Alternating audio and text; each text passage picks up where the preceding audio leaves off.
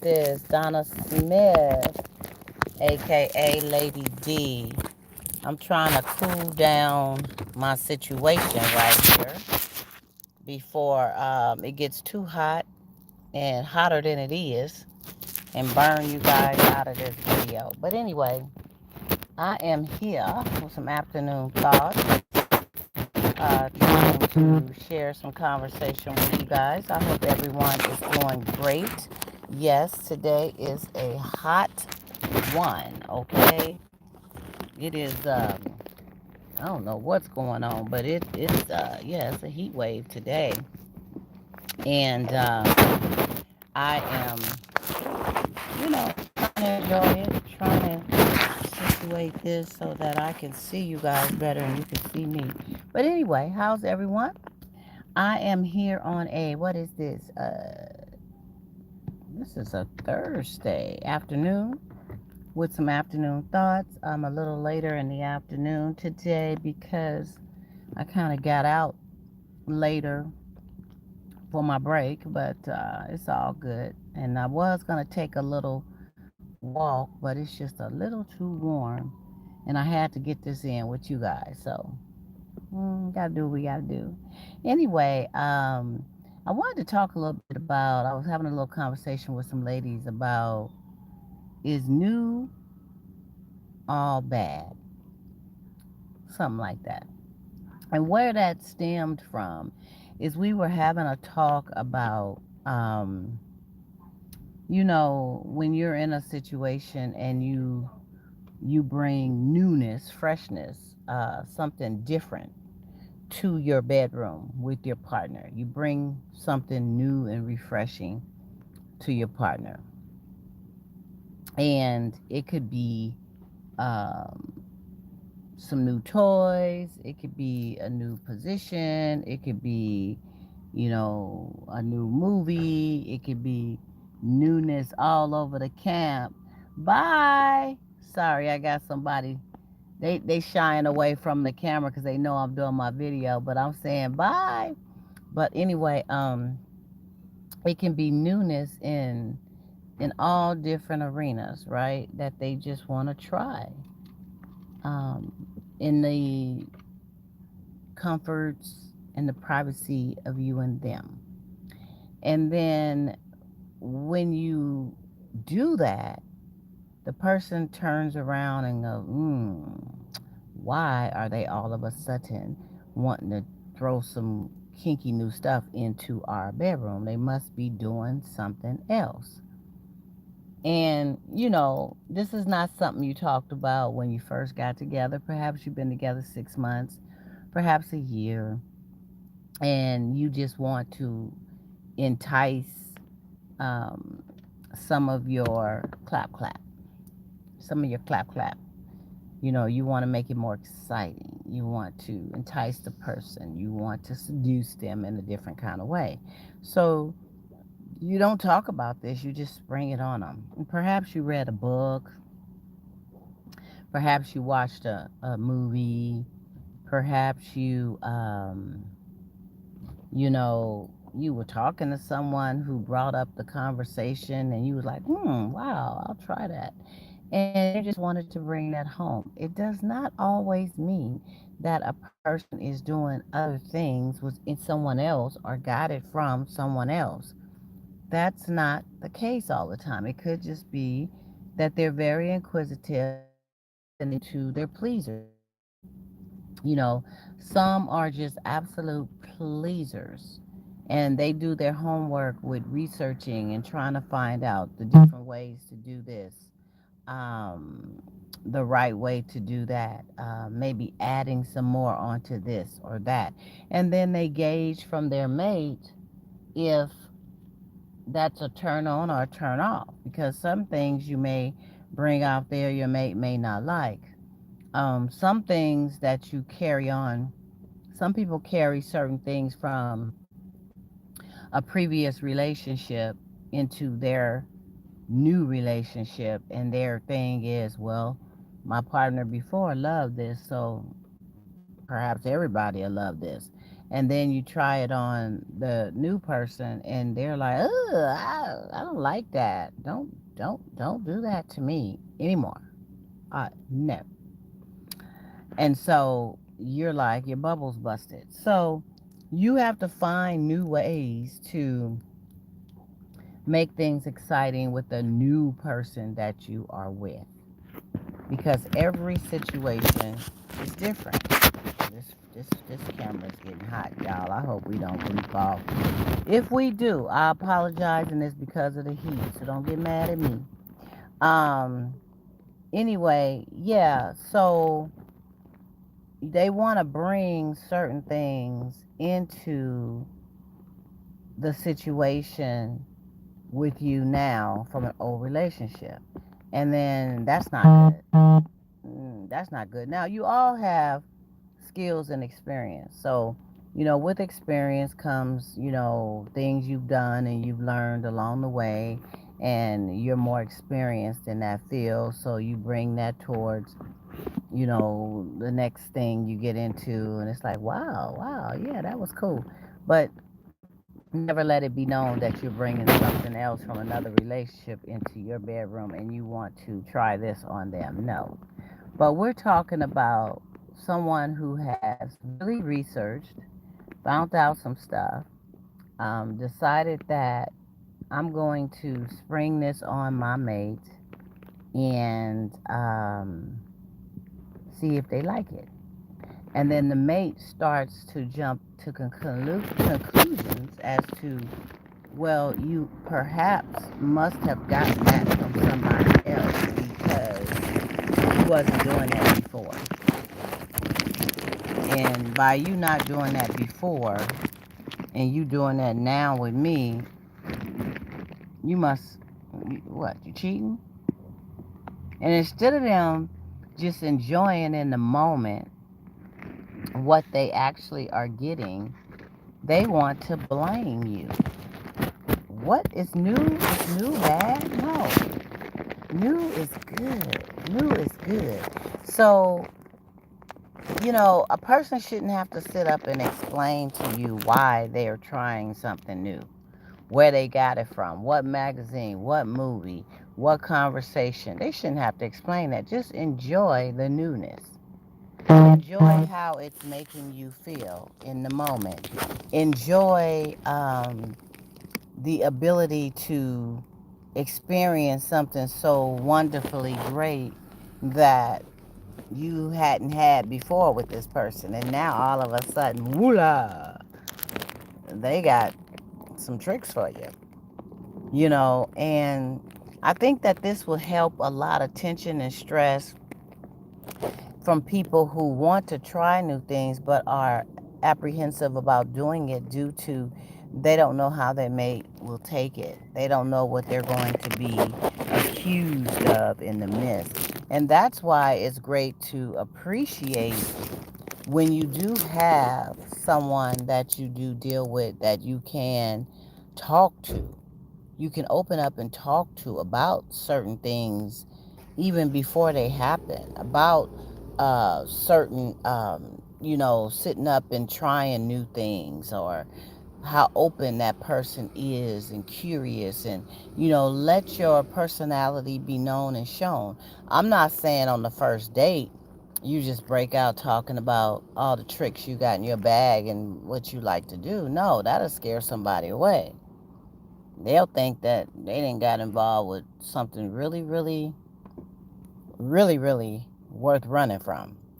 So you want to gauge the timing, and then, as the conversation matures and the relationship matures, and you could talk about those things, be open, and that way it won't be such a uh, a trip when you come out the closet with a whole bag of things that you've had over the years. And that's another thing. Should you pull out your tricks and toys from that you've used over the years, or should you just go together and get your own experimentation of toys and tricks in the store? Because, you know, I know of someone who went through this years ago where they were really into wanting to try some new things on their mate.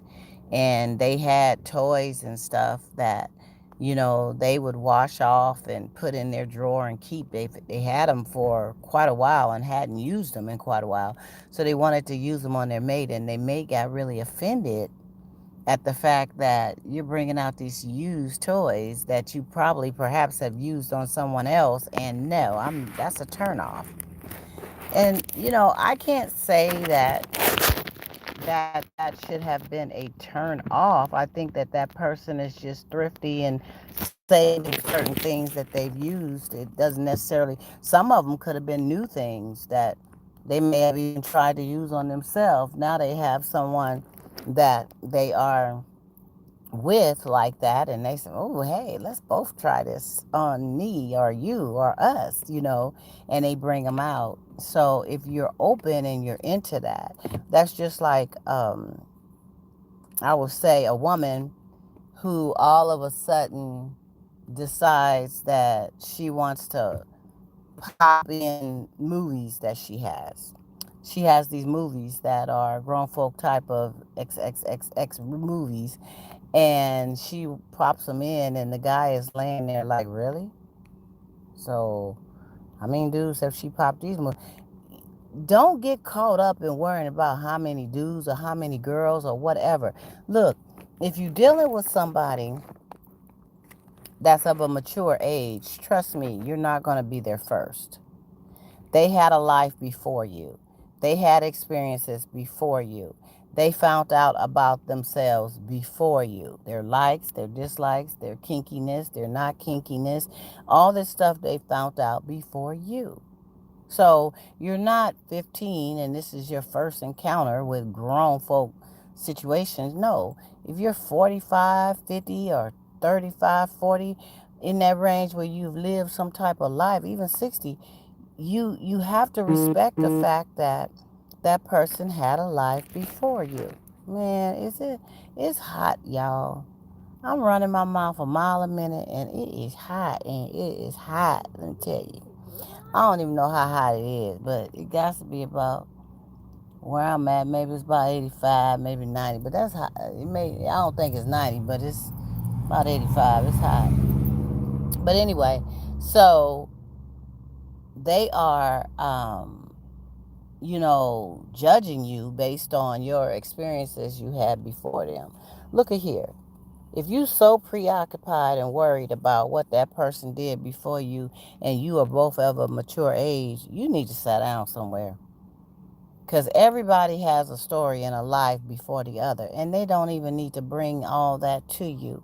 But if they got things they like that they've learned over the years that they've acquired, certain likes, dislikes, certain toys, certain swinging from the ceiling, chandeliers, whatever it is that move them, just respect that. You're either going to be into it or you're not.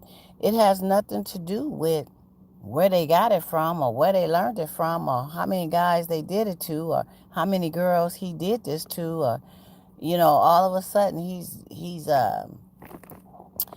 embracing you differently.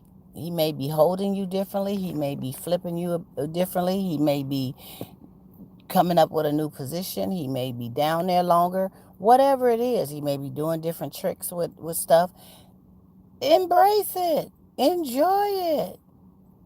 And do please, excuse me, do please, I want to say, respect the fact that, and appreciate the fact that you have someone that is not selfishly loving you. Because some can be so selfish that it's all about them. It's all about them. They are the ones that need to get pleased. Forget you, get you tomorrow, get you next week, get you next month. But right now, I need to get me. And some have that particular mindset. And it's all bad because it's selfish. A man and a woman should be into, if you care about and you really are feeling who you with, you should be about pleasing and enjoying one another in all aspects. Not just the clap clap, but mentally, spiritually, and then there's the physical. Because the physical doesn't outweigh all the other things that you need to connect with first. Because if that's all you got, that's all you're gonna have. That's all you're gonna end up with. You know, that's all you're gonna end up with. And I don't want to just be left with holding the bag of just the physical, and that's it. Because once that's done, once that's over, once that's gone, we ain't got nothing else. It's a wrap. We ain't got nothing else. We can't talk. We can't kick it. We can't dream. We can't build. We can't connect. We can't do nothing but clap, clap, clap. And then when he can't clap no more, it ain't no clapping. When she can't receive clapping, it ain't no clapping. And then both of y'all gonna go and start doing something else, looking for something else. You know what I'm saying? So, and then another thought I had, for those who have some in their circle that are just in it to gain something. They're not in it to compliment you in a way that you both kind of help build one another up, but they're in it to gain something, or they're only around when you're doing a certain status or things is happening in a certain way as far as the upward climb. They are around. But when you're down on your butt or you're working on things to try to build and get to a certain level, and you may not really be at the status level that you want to be yet, they ain't got time for you. They ain't got time for you. But once they hear that, oh, such is elevating. Ooh, this is happening for her. Ooh, this is happening for him. Maybe I need to get a piece of that pie. Maybe I need to be their friend now. Maybe I need to spend more time. When you get that kind of, no, not, no, all bad, all bad. They can get up out, because that's just somebody. That's an opportunist. And opportunists look for opportunities. And when the opportunities come about, and that's in any way, shape, or form, they trying to jump on the bandwagon.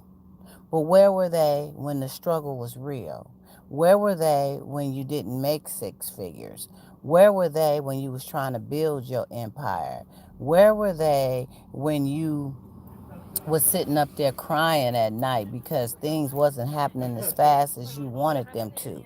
Where were they when you was trying to get a loan and was turned down, and it's like, okay, what am I going to do now? Where were they when you ran short and you couldn't plant into your seeds into what you were doing because you had to take care of your other responsibilities? Where were they to help with something?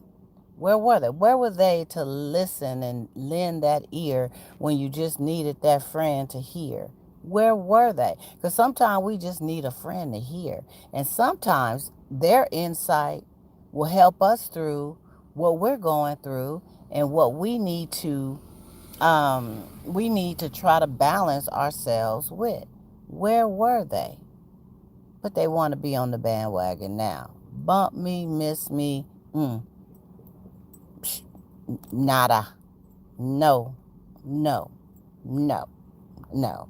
I ain't got time for that. I ain't got time for that. And then I also want to say, before I check up out of here, we have to really pray for those who are struggling and going through trials of, mental illness, and, perhaps struggling with addiction, even if it's from the past that has triggered on to some effects now, or they're dealing with it now. We have to pray for those, because the devil is busy. And the mind is the first thing that is attacked to try to bring you down and put you in a situation of feeling that there's no other hope. There's nothing else out there to do. There's resources. There's places. You Google it, mental health, certain addictions. They have a lot of contact places. They have places that can give you referrals to things. We have to try to be understanding. When you come from a place where you've never been addicted to anything, and you're not really understanding the journey that someone is going through, it's kind of hard. And sometimes we become codependent to that person's We become an enabler. That's what I want to use. We become an enabler to that person and what they're going through instead of someone that can help them through it or give them direction. Because, you have to be ready and in a mindset that you want to get help for your problems. You want to find out if you have a problem, because some people are in denial and they don't think they have anything going on. They feel as though everybody else is tripping and they not. Well, you have got to get to a place where you get help for whatever it is that's going on, to be able to identify that there is something, going on that needs some type of work, assistance, help with. We all have been there. No one is exempt. You may not have been addicted to a drug, but you may have been addicted to love, to sex, to money, to alcohol, to food, all kinds of, there's all types of addictions out here. And there is people who do need help. And I just want to give a special prayer out for those who are struggling, and let you know that there is hope. Build your relationship with God first. That's the number one thing. Build your relationship and your faith with God, in God, and you will see certain doors open up for you. The devil is going to constantly try to keep his foot on your neck, but you know what? Greater is he that is in you than he that is of the world. So the devil is a liar. He can't keep you down. He's going to try to distract you. He's going to work towards inside other people towards you to misguide you, to get you off track, to take you down some other road. Hey, Antoine, what's going on, my friend? He's going to do that to you to get you to lose focus and sight on what's really, really important. And that's you obtaining help for yourself so that you can get on a course to have a more comforting, solid, peaceful life and be of a positive asset to those who matter, who care for you, who are sitting up and needing you in this moment in time, and you will win. You will come out victorious, but you have got to put your faith in him first. Then you have to second identify that you have an issue, that you need help, that you have something you're dealing with, and you go and you get help for that. But you have to be ready. It can't be your mama, your daddy, your brother, your sister, your cousin, your woman, your children, your parents. It can't be them who identifies and make it so that you go do something. You have to be ready, willing, and able to go and get help for yourself. And then know that those who care for you and love you are great support factors. They are there. They want the best for you. They want you to come out of that dark tunnel. They are praying for you. They are there for you. And I just was led to say that. I know I've jumped all over with this video, and sometimes I do that, but the messages are clear. They are very clear, and we have got to just be mindful. People who need help, people who are struggling, they are normal, regular people just like you and I. They had regular jobs, regular lives, regular situations. Some of them were in very prestigious type of positions and things of that nature, but you know, it can happen to anybody. You can get caught up. Some people just start off with trying something once and they're out there. Some people, it takes a year for them to do the same thing casually, and boom, all of a sudden they caught up. So the bottom line is you can't play with it. A lot of these substances out here affect your mental and your mind and do things to rearrange certain things in your mind and in your head that cause damage. Some damages are irreplaceable. Some are, some are not. So you have got to be careful and mindful of your temple. Your body is your temple. Be careful of what you put into you. I don't care how casual you think it may be. Some people I know vape all the time. Oh, it ain't nothing but, look, that is a drug and that's something you're doing and you will become addicted to it. Marijuana, you will become addicted to it. Physiologically and mentally, your body will start to crave and need that in your pocketbook. Okay? Taking certain medications, that's why they're really careful about, when you have to take Norcos and things of that nature, monitoring it. The state gets involved with that as well because people are quick to get caught up. It's addictive. Your body will physiologically start to crave that. When you are not taking it and have it, you will feel the effects, and it is nothing nice. So we have got to be careful. Alcohol can corrupt you in a lot of ways. Your liver, you can get, cirrhosis of the liver. You can get all kinds of liver diseases and issues that could kill you. Your skin, your attitude, your mood, your breath, everything. Your body become physiologically dependent upon the alcohol. People get tremors. You see their hands shaking, and their whole look just becomes totally out of whack. So, with everything being said, there's a host of things we can become addicted to, things that can, poison your temple. Your body is your temple. You get one body, okay? You get one way through this railroad rodeo that we call life that you are going through. And if you mess it up, sometimes you don't have a choice to get it back right. Some don't have a choice. They never have a choice. It's it lights out, that's all. Some are just existing through this dark hole, and that's all they're doing is existing because they have totally fell into um, a hole of no return per se. So remember that. What you put in, what you take in, remember your body is your temple. Your mind is your mental. You can't get another. You mess this up, that's the whole operating vessel of everything. Everything is channeled through that. Your heart, your mental, your brain, all that stuff. Very, very important. So on that note, I hope this message has touched and moved somebody. Share it. Subscribe to my channel. Hit that bell so you'll get notifications when I do go live with videos or upload videos to share with you. And let it be known that I do love you all. Thank you for supporting what I do. I am your hostess with the mostest. Have a wonderful, sunshiny, fun-filled day. And I'll see you guys tomorrow.